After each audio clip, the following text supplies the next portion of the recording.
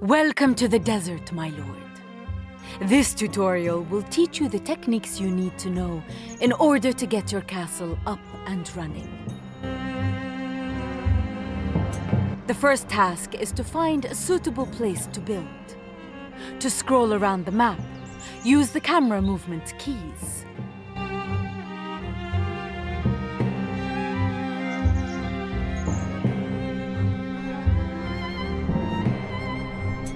The first thing you need to do in Crusader is find a suitable place to site your castle. Left-click on the manor house building. Then find a flat, empty piece of ground on the map. Move your mouse over the main screen until your keep appears. Once you are happy with the position, left-click to place your keep.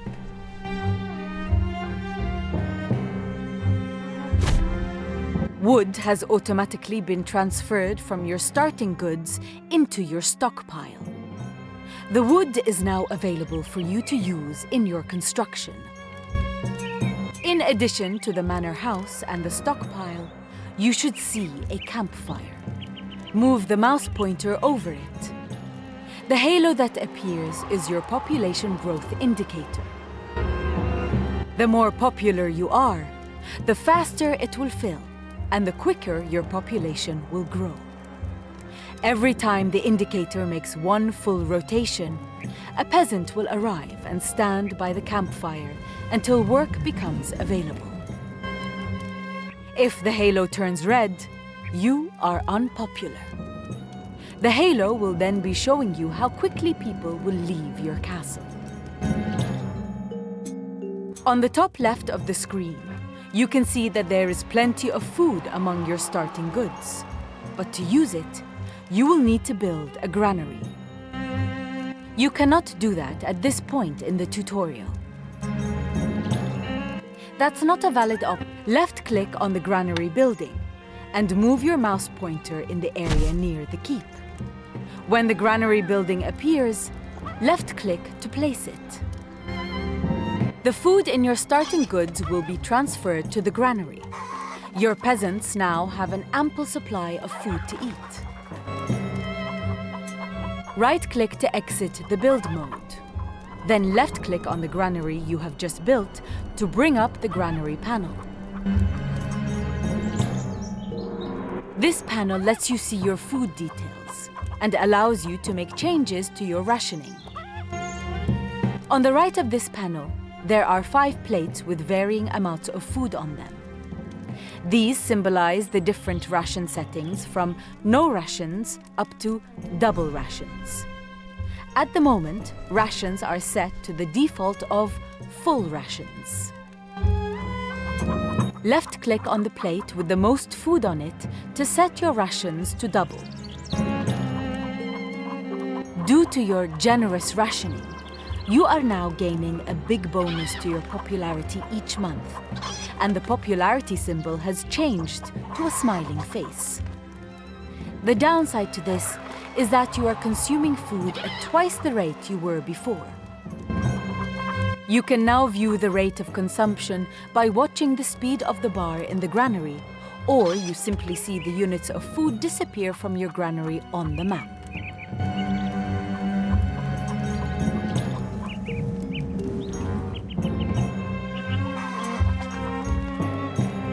Next, right-click to leave the granary and left-click on your manor house to bring up the keep panel. This panel lets you view your tax details and allows you to change your tax rate. You can set your taxes to anything from a generous bribe all the way up to a downright cruel tax. Taxes are currently set to the default of no taxes, so you are not gaining or losing any money. Left-click on the right arrow until taxes are set to mean. You will now have a little gold coming into your treasury each month. But you are suffering a big hit to your popularity due to your mean tax rate.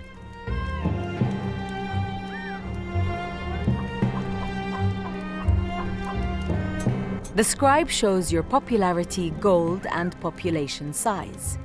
His expression reflects your popularity. The report book he is holding will help you to find critical information about your... The reports panel is now visible. Left-click on the popularity button. Here you see the effects of your actions on castle popularity for the coming month. Making changes to your tax rate and rationing are the two main ways of manipulating your popularity. With popularity over 50, people will come to the castle. Below 50, they will start to leave. Your tax rate and rations level will now be set to their original starting levels. Now, right-click again to leave the report. Now you have a grasp of how to place buildings and manage your taxes, food, and popularity. Let's take a look at how to expand your settlement further. Running along the bottom of the screen are 6 shields. These are the building category buttons, which change the type of buildings displayed on the building selection scroll above them. Move your mouse pointer over these shields. The shields will highlight, and above the building selection scroll, you will see a description of the button.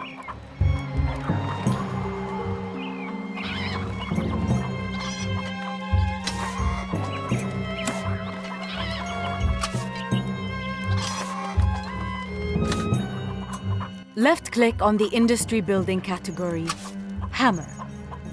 Click on the Woodcutter's Hut in the Building Selection scroll and build 4 woodcutters' huts close to the trees. Finally, right-click to stop building.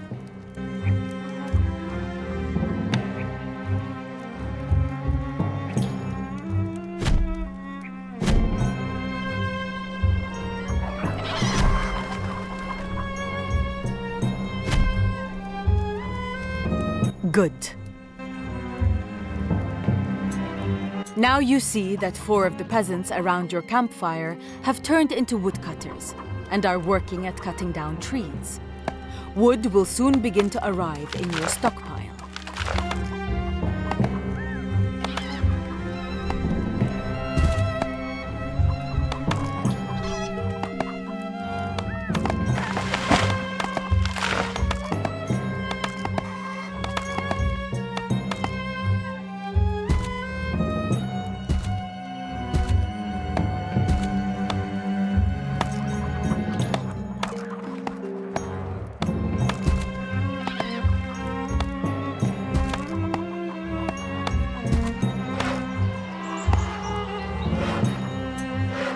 Now you need to start increasing your food stocks.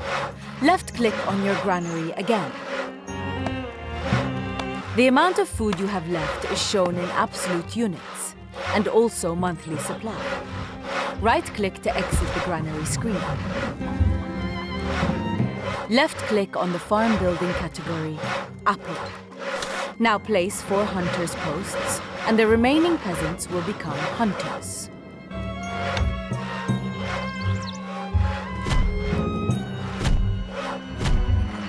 Good.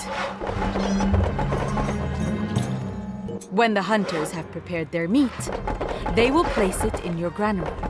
Aim to have at least enough food coming in to cover demand.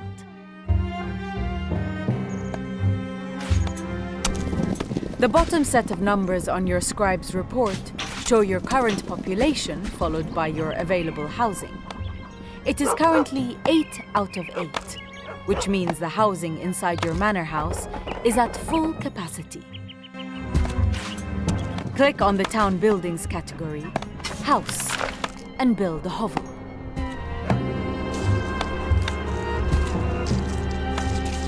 Your available housing will increase, and your population will begin growing again. Each hovel you build will hold up to 8 people. Your settlement is growing. But so, of course, are the number of mouths to feed. Let's learn a few additional interface controls that are useful when playing the game. To rotate the map, move the mouse pointer into the middle of the screen. Then press and hold the right mouse button.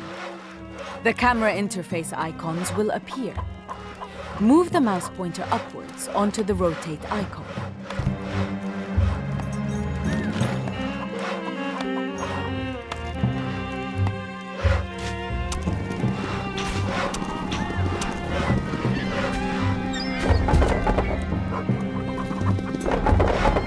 To zoom out, press the right button and move the mouse pointer to the right over the zoom icon and release the button. To zoom back in, repeat the process. Alternatively, use the mouse scroll wheel. To go full screen, press and hold the right button and move the mouse pointer to the left over the full screen icon and release. To go back to normal mode, repeat the process.